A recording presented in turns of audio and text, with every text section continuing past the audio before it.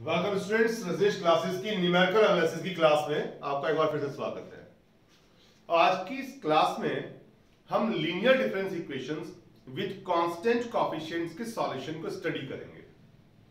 तो पहले देखिए कि लीनियर डिफरेंस इक्वेशन होती क्या है, फिर हम बात करेंगे सॉल्व होती कैसे है। तो अब आपको जो डिफरेंस इक्वेशन दी जाएगी वो कुछ इस फॉर्मेट में रहेगी, YH plus n plus a1 YH plus n minus one, संभवतः यहां पे नोट हो सकता है, plus a2 YH plus n minus two up to an minus one YH plus one plus an YH is equal any function of h। जो ये coefficients हैं YH plus n, YH plus n minus one, YH plus n minus two के a0 a1 a2 ये constant रहे होंगे, where a0 a1 a2 an are constants।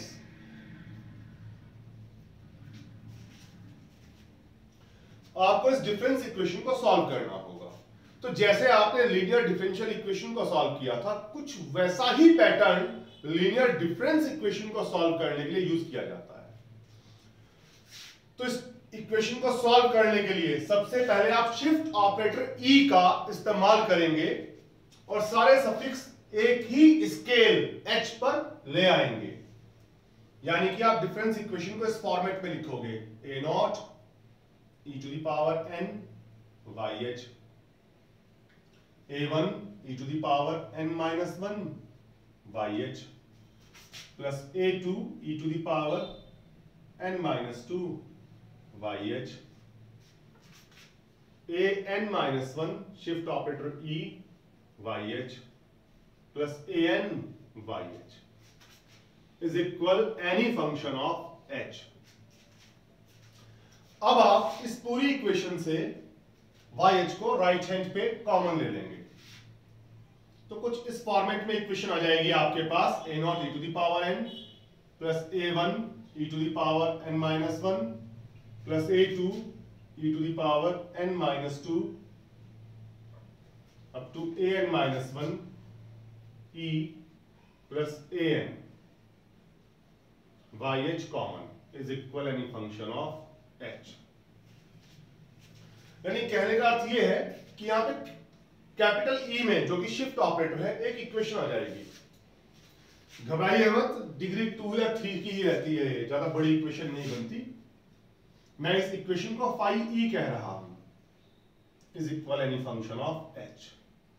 जो FH है कोई भी फंक्शन होगा H का, h square, h cube, sine h, cos h, कुछ भी h के टर्म्स में मिल जाएगा आपको।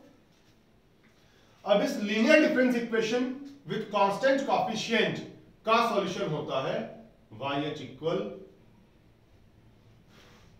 CF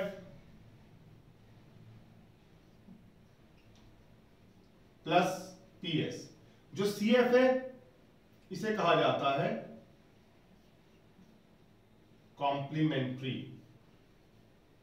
फंक्शन, जो PS है इसे कहा जाता है पर्टिकुलर सॉल्यूशन। CF सॉल्यूशन का वो पार्ट होता है जो सारे आर्बिट्री कांस्टेंट्स कंटेन करता है और डिफरेंस इक्वेशन बनाते समय वैनिश हो जाता है, रिमूव हो जाता है। यानी कि जो CF है वो सिर्फ फाई E YH इक्वल 0 को सेटिस्फाई करता है, और PS पर्टिकुलर सॉल्यूशन, ये सॉल्यूशन का वो पार्ट है जो डिफरेंस इक्वेशन के फॉर्म होने के बाद राइट हैंड साइड का फंक्शन क्रिएट करता है। मतलब YH की वो वैल्यू जिसे फाई E में ऑपरेट करके आपको राइट हैंड साइड FH मिल जाती है, और इस पे कोई आर्बिट्री कांस्टेंट नहीं हुआ करता। जो कंप्लीट सॉल्यूशन बनेगा, जनरल सॉल्यूशन बनेगा, वो होगा CF प्लस PS।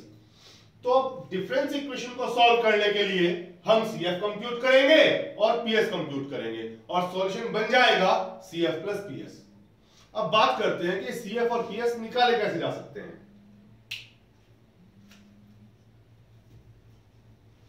तो देखिए,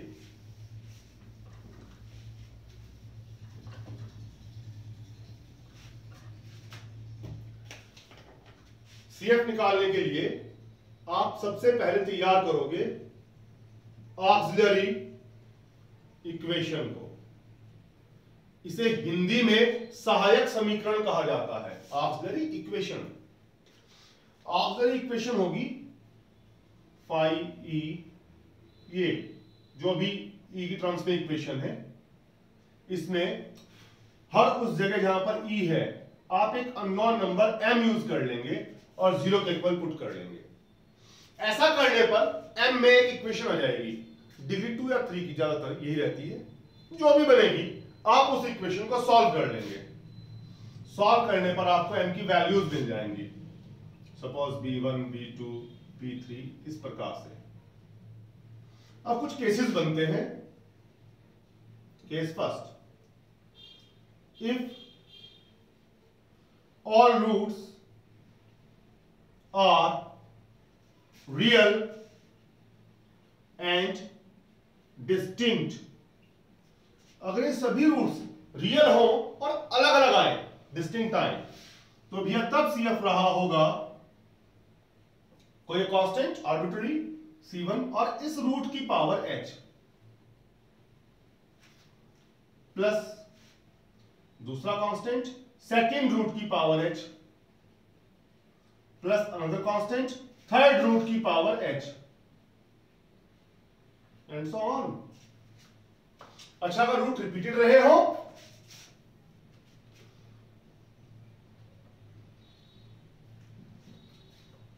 if roots are real and repeated,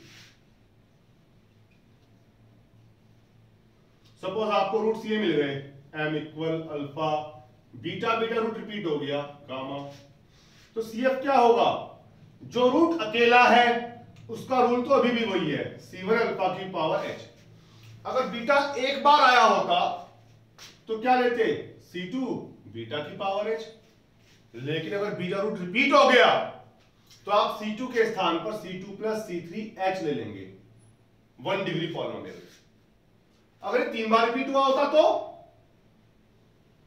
suppose root आया होता बीटा बीटा बीटा गामा, तो आप फिर C3h के साथ C4h स्क्वायर भी लेते और बीटा की पावर h प्लस आगे जो रूट अकेला है उसका फिर वही रूल C5 गामा की power h and so on. अब आप वीडियो को पॉज करें, इन दोनों केसेस को नोट कर लें, फिर हम आगे बढ़ते हैं।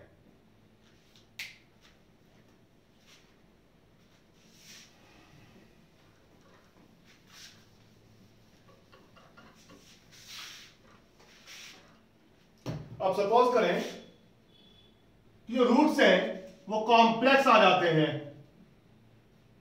तो कॉम्प्लेक्स रूट्स का नियम होता है, लॉ होता है, कॉम्प्लेक्स रूट अकेला कभी नहीं आएगा, ये हमेशा पेयर में आएंगे जो कि एक दूसरे के कॉन्जुगेट होंगे। इस टाइप से आपको जो m की वैल्यू मिलेगी वो alpha plus minus i beta मिलेगी।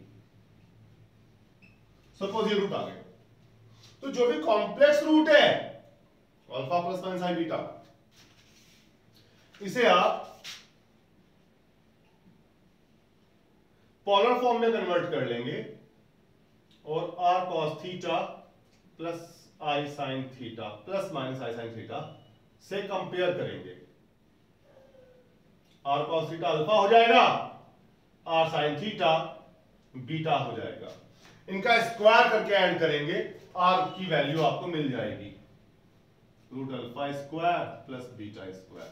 इस टर्म को इससे डिवाइड करेंगे, थीटा आपके पास आ जाएगा tan inverse beta upon alpha. आप और थीटा निकाल लेने के बाद फिर आप तब CF लिख पाएंगे। इस कॉम्प्लेक्स रूट के कॉरेस्पॉन्डिंग जो CF बनेगा alpha plus minus i beta के लिए, यह होगा r to the power h C1 cos h time theta plus C2 sine h time theta. यहां cos एच थीटा को cos हाइपरबोलिक थीटा मत एज्यूम कर लेना। एच यहां पे वेरिएबल है जिसे आप x भी यूज कर सकते हो। अगर आपने x यूज किया तो cos x थीटा बन जाएगा, t यूज किया तो cos t थीटा बन जाएगा। जहां पर थीटा की वैल्यू ये रहेगी, r की वैल्यू ये रहेगी। ये तो CF हुआ इस रूट के लिए। जो रूट आगे रियल है उसका वापस वही रूल है, C3 गामा की power h plus C4 delta की पावर h। अच्छा, आप इसके स्थान पर इन प्लेस ऑफ दिस आप ये भी यूज कर सकते हैं, तब भी सही माना जाएगा। C1 r to the power h cos C2 प्लस h थीटा। cos a प्लस b से ओपन करोगे तो इसी फॉर्म का आ जाता है। ये CF या ये CF, दोनों में से आप कोई भी यूज कर लो। Plus C3 gamma to the power h plus C4 delta to the power h, तब ये CF बन जाएगा। अच्छा, अगर ये रूट भी रिपीट हो जाए, जो कॉम्प्लेक्स रूट था alpha plus minus i beta, ये दो बार आ गया रिपीट होके, तो आप कांस्टेंट C1 की जगह ले लोगे C1 प्लस C2h, यहां कर दोगे C3 प्लस C4h। तीन बार रिपीट हो गया तो C1 plus C2h plus C3h square, C4 plus C5h plus C6h square, ये ले लेंगे तब आप कांस्टेंट कोएफिशिएंट। इसे नोट कीजिए, फिर अब PS निकालने के लिए चलते हैं आगे।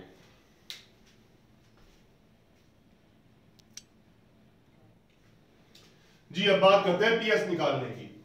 तो डिफरेंस इक्वेशन इस फॉर्म में थी हमारे पास, E की टर्म्स में पूरी equation YH is equal any function of H। CF निकालने के तरीके की तो बात हो गई, लेकिन सॉल्यूशन तो CF प्लस PS है। तो PS कैसे निकालेंगे, आइए देखिए। PS निकालने के लिए राइट हैंड साइड जो भी फंक्शन है उसके अपॉन में लिखेंगे आप पूरी equation in terms of E, phi E। अब कई सारे केसेस बनते हैं, हमने कुछ फॉर्म जनरलाइज की हुई है। अगर राइट हैंड साइड का फंक्शन इस प्रकार का है कि किसी नंबर की पावर h है, तो PS निकालने के लिए हम इसके अपॉन में लाएंगे पूरी difference equation in terms of E। अब नीचे इस इक्वेशन में हर उस जगह जहां पर कैपिटल E है आप भी रिप्लेस कर देंगे, बशर्ते E को B डाल देने पर जीरो ना बनता हो। अगर जीरो बनता होगा तो केस आगे है। केस सेकंड, अगर राइट हैंड साइड का फंक्शन h की सम पावर हो जाए, h square h cube h हो जाए, तो आप सबसे पहले उस पावर को फैक्टोरियल पावर्स में कन्वर्ट कर लोगे। याद है factorial power, h to the power factorial 1 h होता है, h to the power factorial 2 h into h minus 1 होता है, h to the power factorial 3 h minus 1 h minus 2 ये होता है। मैंने आपको पूरा निकाला सिखाया था, मैं उस लेक्चर का लिंक डिस्क्रिप्शन में डाल दूंगा, जिन्हें नहीं पता वो जाके चेक कर लें एक बार। तो अगर राइट हैंड साइड का फंक्शन पॉलिनोमियल है, इसकी सम पावर है, तो उसे आप सबसे पहले फैक्टोरियल पावर्स में कन्वर्ट कर लेंगे। इसके बाद PS निकालने के लिए इसके अपॉन लेके आएंगे पूरी difference equation in terms of E। अब अगर ये h की सम पावर है फैक्टोरियल्स में, तो आप इस E को 1 प्लस डेल में कन्वर्ट कर लेंगे और ऊपर ले जाके इसे एक्सपेंड कर लेंगे पावर सीरीज के तौर पर। ऐसा करने पर एक सीरीज बन जाएगी a0 plus a1 delta plus a2 delta square plus a3 del cube and so on. अब अगर पावर्स फैक्टोरियल में है तो डेल एज अ डिफरेंशिएट काम करता है। आपको याद होगा जो डेल है h to the power factorial n का, ये होता है n h to the power n minus 1 factorial. Del square जो होगा ये हो जाएगा n minus 1 h to the power n minus 2 factorial. तो आप इसे अंदर लेके जाएंगे, इसकी मल्टीप्लाई इसमें होगी, इसमें होगी, एक बार डिफरेंशिएट डिफरेंस हो जाएगा, इसमें होगी तो दो बार डिफरेंस हो जाएगा, इसमें होगी तीन बार डिफरेंस हो जाएगा। तो कुछ फाइनाइट टर्म्स तक तो आपके पास डिफरेंसेस आएंगे, उसके बाद के सारे डिफरेंसेस 0 हो जाएंगे। जब आप h की पावर फैक्टोरियल m का m से ज्यादा बार डिफरेंस करोगे तो वो 0 हो जाएगा। सपोज ये h स्क्वायर हुआ, h की पावर फैक्टोरियल 2 हुआ, तो यहां पे h की पावर फैक्टोरियल 2, यहां पे 2 h की पावर फैक्टोरियल 1, यहां पे बस 2 बचेगा। 3 बार डिफरेंशिएट 0, 4 बार 0, आगे तक की सारी टर्म 0 हो जाएंगी। तो कहने का अर्थ ये है कि कुछ टर्म्स बच जाएंगी, बाकी सारी टर्म्स वैनिश हो जाएंगी। जो बचेगा वो PS। केस थर्ड, अगर ऐसा हो जाए कि जो राइट हैंड साइड का फंक्शन है, इक्वेशन के राइट हैंड साइड का जो फंक्शन है वो h की सम पावर के साथ में किसी नंबर की पावर h भी दे दे, तो PS निकालने के लिए हम इसके अपॉन में लाएंगे h की सम पावर अपॉन पूरी equation in terms of e। अब अगर b की पावर h किसी और के साथ मल्टीप्लाई में आ गया, किसी भी फंक्शन के साथ मल्टीप्लाई में आ गया b की पावर h, तो PS निकालने के लिए इस इक्वेशन में जहां पे e है आप इसे b इंटू e रिप्लेस करके इस साइड शिफ्ट कर लेंगे, बस इसका PS निकल गया। अब ये मल्टीप्लाई में चलता रहेगा। अभी जो भी फंक्शन है इसके रूल से इसका PS निकाल लेंगे, जैसे मैंने आपको भी बताया, PS आ जाएगा। फिर केस फोर्थ,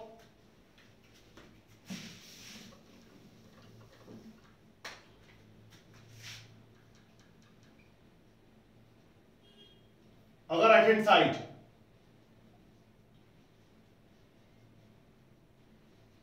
साइन BH या कॉस BH हो जाए, इस केस में आप कॉस BH को तो लिखोगे e to the power IBH plus e to the power minus IBH upon 2, और साइन BH को लिखोगे e to the power IBH minus e to the power minus IBH upon 2i।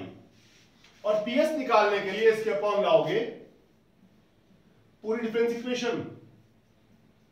Suppose cos BH है, आप PS निकाल रहे हैं, इसके upon ले आए हम पूरी डिफरेंस इक्वेशन PS निकालने के लिए। अब आप इसे लिख लोगे e to the power IBH plus e to the power minus IBH upon 2, तो स्टार्ट में इसके अलग अपॉन में, इसके अलग अपॉन में, e to the power IB to the whole power h upon equation in terms of e plus e to the power minus IB to the whole power h, इसके upon में पूरी equation in terms of e। अब PS निकालने के लिए जहां पे capital E है आप वहां पे नंबर डाल दीजिए। भाई ये केस तो बन गया b की पावर h वाला। अब b की जगह इस नंबर की पावर h है, जहां पे कैपिटल E है वहां पे नंबर डाल देंगे, जहां पे कैपिटल E है वहां पे ये नंबर डाल देंगे, सॉल्व कर लेंगे, PS आ गया। तो अगर आप इसी के ऊपर काम करेंगे, एग्जांपल क्वेश्चंस ट्राई कीजिए, होते हैं ठीक, नहीं तो अगले लेक्चर की वेट करें। अगले लेक्चर में मैं इसके ऊपर प्रॉब्लम को सॉल्व कैसे करते हैं वो वीडियो बना के पोस्ट करूंगा। Till then good bye.